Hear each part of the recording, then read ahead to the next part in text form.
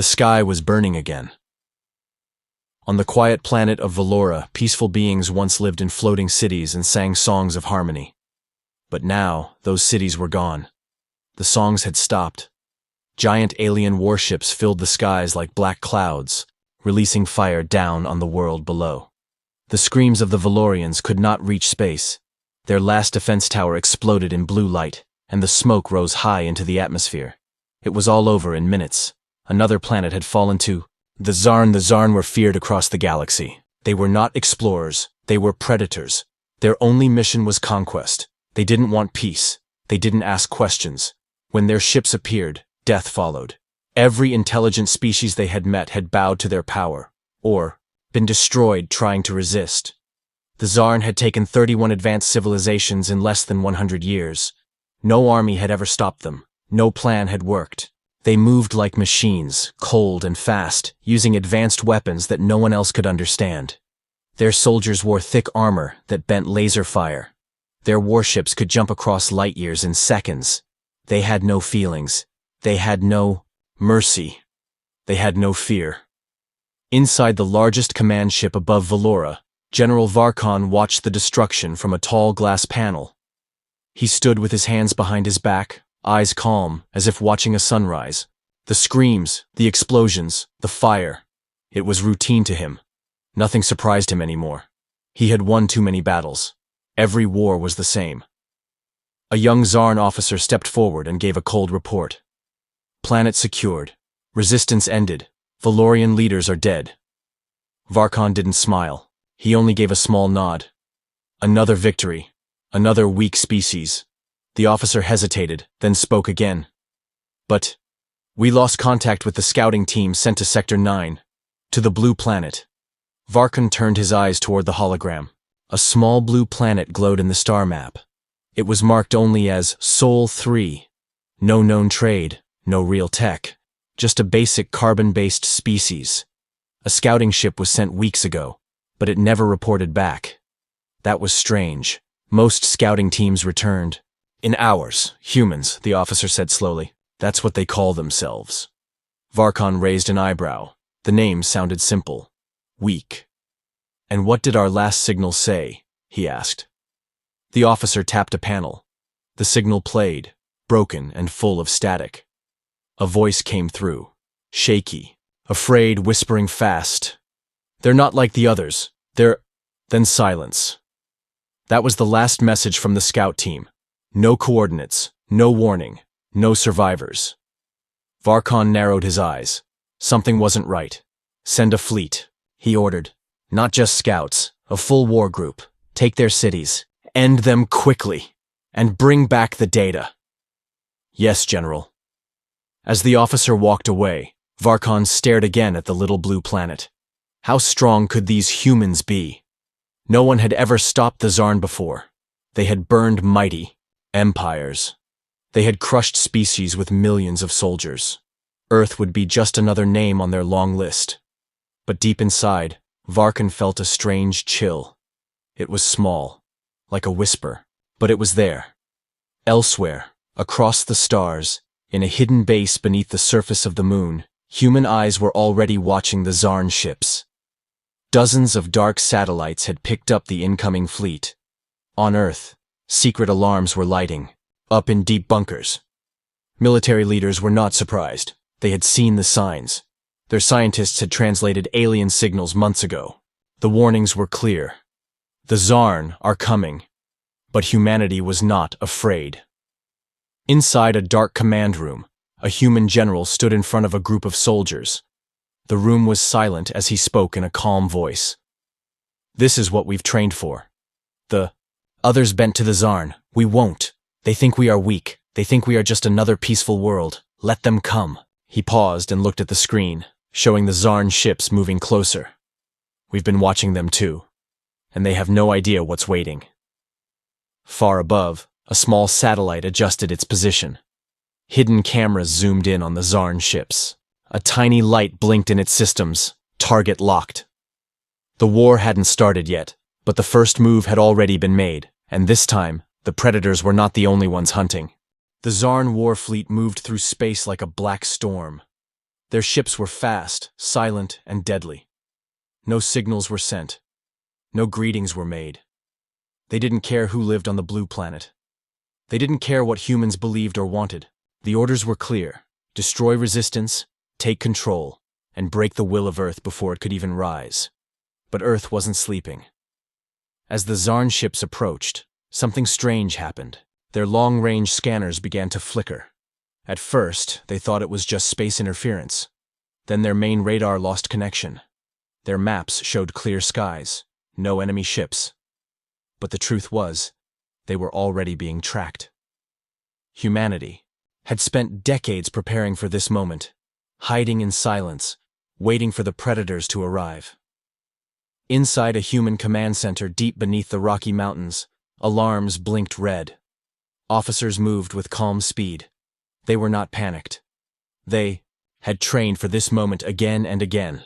On their screens, the enemy fleet appeared as glowing red dots. The Zarn had no idea humans were watching every move they made. General Foster stood in front of the tactical screen. He was old, quiet, and sharp like a blade. He had led Black Ops missions, secret battles, and unknown wars. He knew how to stay, invisible until it was time to strike. "They've entered our system," said a young officer beside him. "But they're blind. They don't even know we see them." General Foster gave a slight nod. "Good. Let them get comfortable." In orbit above Earth, the Zarn ships reached the moon's shadow. Their leader, Commander Ralak, watched the planet through cold eyes. "Primitive," he said. "No space defenses, no orbital weapons. This will be quick." He didn't know that just beneath the surface of the moon, human weapons waited in silence. Dozens of rail cannons, plasma spikes, lasers powered by reactors older than the last war. Everything was ready, hidden under layers of rock and tech shielding. It had taken humanity years to make the moon into a trap. Now it was time. Then came the first strike. Without warning, a white beam of pure energy exploded from the moon's surface. It tore through the lead Zarn battleship like paper. The blast cut it in half before the crew inside even had time to scream. Debris floated in space, spinning wildly. Alarms rang out across the Zarn fleet. But before they could react, 3 more beams fired, fast, clean, deadly. Another ship exploded, then another. In just 19 seconds, 4 Zarn warships were gone. The survivors panicked. This had never happened before, not in all their conquests. They had always struck first. They had always been stronger. But now they were being hunted. "Shields up," Ralak shouted. "Return fire!" But there was nothing to shoot at. The moon showed no heat, no movement. All scans said it was empty. They were wrong. Back on Earth, General Foster smiled slightly. Good. Now they know fear. The human counterattack had just begun. Stealth drones launched from Earth's orbit, flying without sound. Each drone carried smart explosives and AI-controlled targeting. They moved like shadows. One by one, they attached to the hulls of the Zarn ships without being seen. On the command ship, Ralak finally saw the reports. "Something is on our ships. We don't know what." Then came the second wave. A single signal was sent. Every human drone exploded at the same time. 8 more Zarn ships disappeared in seconds. The rest turned and tried to run. But it was too late. They were surrounded. Earth's defenses had never been shown before.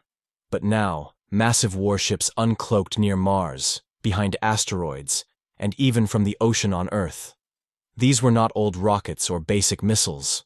These were weapons made in secret. Technology built from decades of reverse engineering every strange thing humans had ever found. Every alien signal they had ever heard. Humanity had learned from watching. And now, it was time to fight back. The Zarn screamed in confusion and panic. One final message was sent from Earth, short and simple. "You picked the wrong species." And just like that, the hunters became the hunted. Space had never been this chaotic for the Zarn. Their fleet, once moving like a sharp and perfect blade, was now scattered and burning. Human weapons tore through their defenses in ways they never expected. No one in the galaxy had ever resisted like this, not even close. General Varkon stood frozen on the command deck of his flagship, watching the disaster unfold on the giant screen in front of him. Ships exploded one after another. Communications from his captains were full of panic. The humans had planned this. Every second now felt like a trap being triggered. How is this possible? Varkon growled, slamming his fist on the control panel. They are primitive. But his officer's face was pale. They are not primitive, sir. They were silent, watching, and waiting. The fleet's lower formations had taken the worst damage. That's where the first wave of assault ships had been. Now, those ships were either destroyed or spinning out of control. Several were crashing into Earth's atmosphere, breaking into pieces before they even reached the ground. The few that survived were surrounded by Earth's stealth drones. The drones weren't large, but they were fast and smart. Each one carried small but powerful explosives that latched onto weak points in the Zarn hulls. Then they detonated, silent, flashes of blue fire lighting up the sky. But humanity hadn't even used their full strength yet. Across the Earth, thousands of underground bunkers opened. Mobile tanks rolled out with energy shields. Fighter jets roared through the skies. Not like normal aircraft, but enhanced with alien tech recovered from long ago. They had been saving those upgrades for one moment. This one. Inside a secret command center in the Alps, top human commanders watched the battle live on giant digital screens. General Stone, a tall, calm man with sharp gray eyes, stood in the center. "Status?" he asked. "We've taken down 18 enemy warships so far," a technician replied. "They're losing formation, but their flagship is still untouched." Stone narrowed his eyes. "Then hit them harder. They wanted war. They got it." Back in space, Captain Ellen Reyes flew her Raven silently through a field of debris. Pieces of metal spun past her. Broken Zarn drones floated in silence. She stayed low, close to the wreckage, using it as cover. Then she saw it. The Zarn flagship. It was massive, larger than a human city, covered in armor, bristling with weapons. Dozens of smaller ships guarded it. "This is Reyes," she said quietly into her mic. "Target in sight. Going dark." She cut her main engine. Her ship drifted forward, powered only by soft directional thrusters.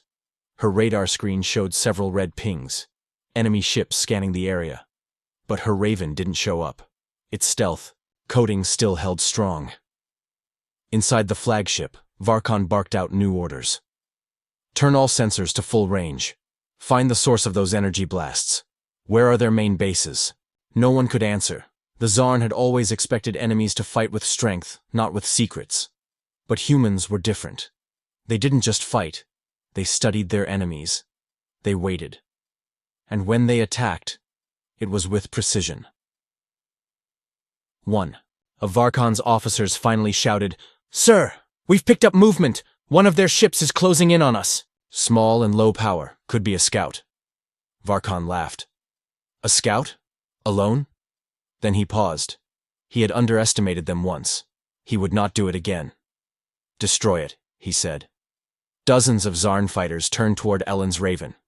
But she was already gone, diving below, spinning between broken enemy wrecks, sliding along the curve of another warship's hull. Lasers flew past her, lighting up the darkness. Her voice came calm over the radio. "They're tracking me now. I need backup," a voice replied. "Hang tight, you've got company." Out of the shadows, 5 more Raven fighters appeared. Their black shapes flickered across space, barely visible. Each one launched a wave of missiles. The missiles didn't explode on impact. They hacked into enemy systems, disabling engines and shields. Within seconds, the outer defense ships of the Zarn flagship were dead in space. Ellen Reyes saw her chance. She turned hard, shot upward, and locked her missiles onto the flagship's underbelly, the weak spot. She fired. The missiles screamed through the void and struck the armor. A shockwave of blue energy burst from the bottom of the Zarn flagship. Systems went down. Lights flickered. The engines started to fail. Inside the ship, alarms screamed. "Direct hit!" someone shouted. "We're losing power!" Varkon shouted back. "Stabilize the core! Where is the enemy ship? Find it!" But Ellen had already vanished again. She flew straight into the wreck of a destroyed Zarn warship, hiding behind its broken spine. She breathed hard. Her heart was pounding. But she wasn't scared. "We're not done yet," she whispered. "On Earth, General Stone smiled as he received the update. The flagship's wounded, someone said. Their fleet is in chaos. Stone nodded. Good, now we send the message. A new signal was sent from Earth to the Zarn fleet, one line, in the Zarn language. This world is not yours. And that message was broadcast to the entire galaxy. Humanity was no longer hiding. They were ready, and the Zarn were no longer the hunters. They were prey. The Zarn flagship was bleeding in space. Fires burned along its damaged hull. Smaller defense ships floated helplessly around it, dead or drifting. Inside, red lights flashed, systems failed, and officers screamed to be heard over the noise of chaos. This was not war. This was humiliation. General Varkan gritted his teeth, his eyes locked on the burning view outside the command deck window. He had conquered over 31 intelligent civilizations. He had never lost a battle, until... Now, they are everywhere, one of his officers said, voice shaking. Their ships don't follow patterns. Their weapons are unknown. We cannot track them. Varkan didn't respond at first. He watched the human ships as they moved like ghosts. Small, fast, but precise. They didn't swarm like insects. They hunted like wolves. Then Varkan spoke quietly, as if speaking to himself. This is not how primitives fight. Earth's response had been unlike anything the Zarn had ever seen. It wasn't just brute force. It was strategy. They had studied the Zarn's habits, their formations, even the way they thought. Every human counterattack was not just a reaction. It was a trap, and the Zarn kept falling into them. Elsewhere in Earth's orbit, a secret weapon was preparing to fire. Hidden inside a massive hollowed-out asteroid was Project Sledgehammer, a rail cannon large enough to shoot a tungsten rod at near light speed. It had been Earth's final ace, something meant for planetary defense. But now it had a new target, the Zarn flagship.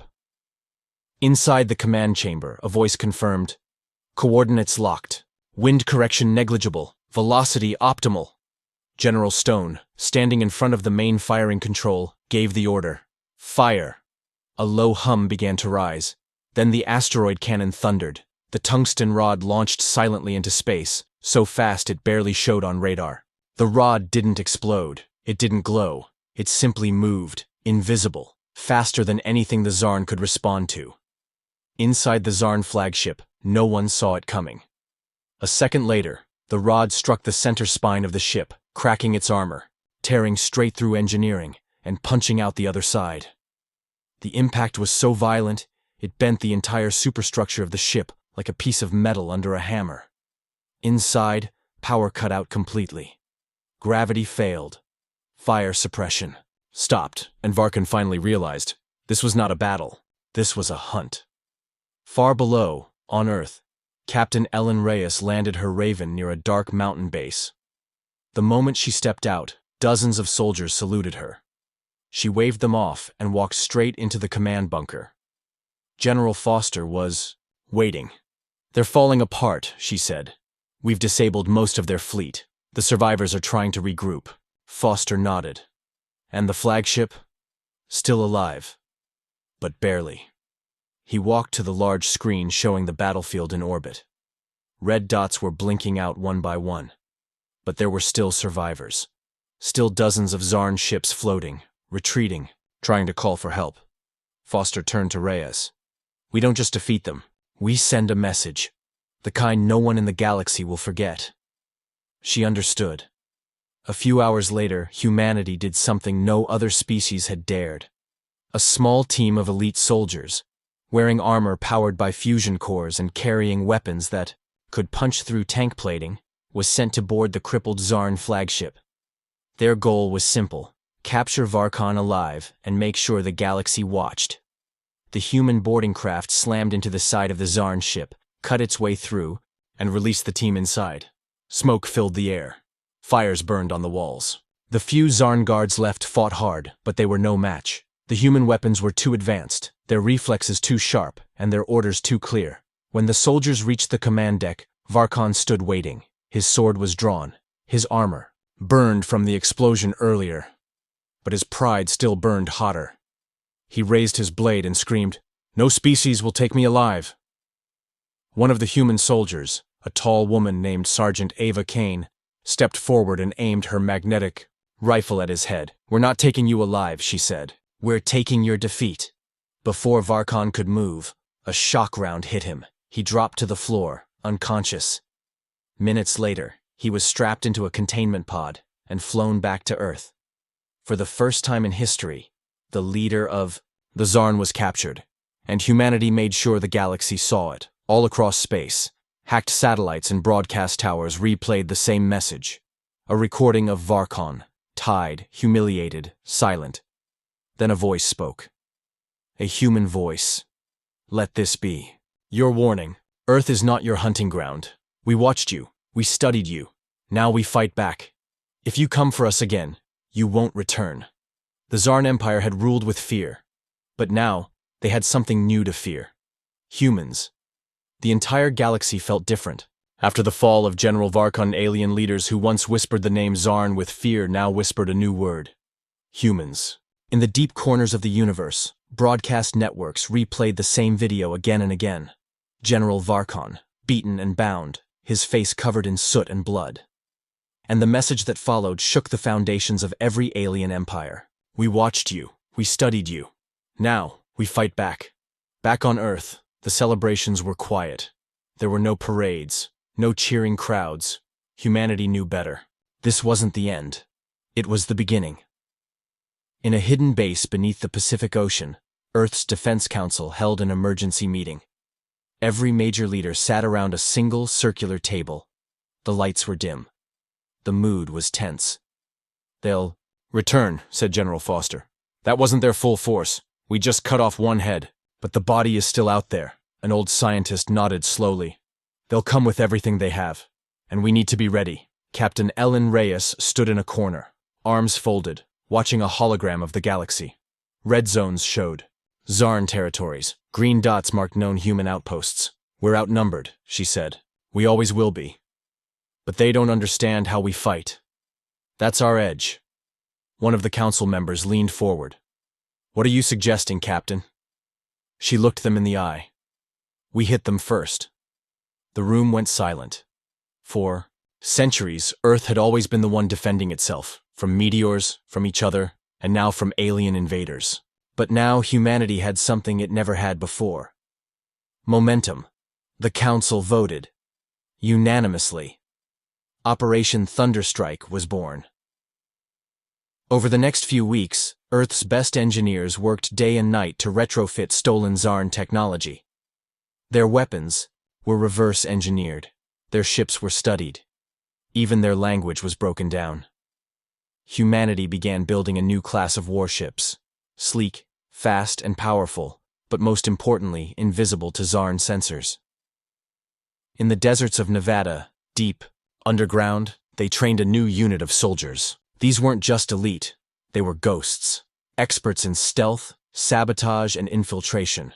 They were given one mission: take the war to them. Far away, in Zarn-controlled space, panic had already started to spread. When the news of Varkon's defeat reached the Central Throne world, many didn't believe it. Until the footage aired. The Emperor of the Zarn, the one being more feared than Varkon, sat on his throne of bones, unmoving. His skin was black and scaled, his eyes glowing red like dying stars. "They defeated him?" he asked, voice echoing across the massive chamber. "Yes, my lord," said a trembling advisor. "They captured him. And now, they're broadcasting warnings." The Emperor stood up. For the first time in over 1,000 years, his voice cracked with something that sounded like fear. "Then burn Earth to ashes." He ordered every available fleet to Earth's location. Hundreds of warships, millions of soldiers, biomonsters grown in vats, weapons the galaxy had never seen. But as they mobilized, they didn't know one thing. Humanity had already sent its shadow teams into their heart. At the edge of Zarn space, a small human stealth cruiser called the Whisper waited inside a field of dead asteroids. It carried only 5 people, all wearing the new Mark 7 exosuits. Each of them had already seen combat. Each of them had lost someone to the Zarn. Captain Reyes led the team herself. She stared at the enemy territory ahead. "The Zarn think they're coming for a planet," she said. Let's give them a surprise. One by one, the humans activated their drop pods. Each pod carried them silently into different parts of the Zarn Empire. Power plants, communication hubs, shipyards. Their mission? Cripple the beast from within. Just as the Zarn fleet prepared to enter warp space to attack Earth, strange malfunctions began. Power grids failed, weapons stopped charging, ships vanished from radar, explosions erupted across Zarn space.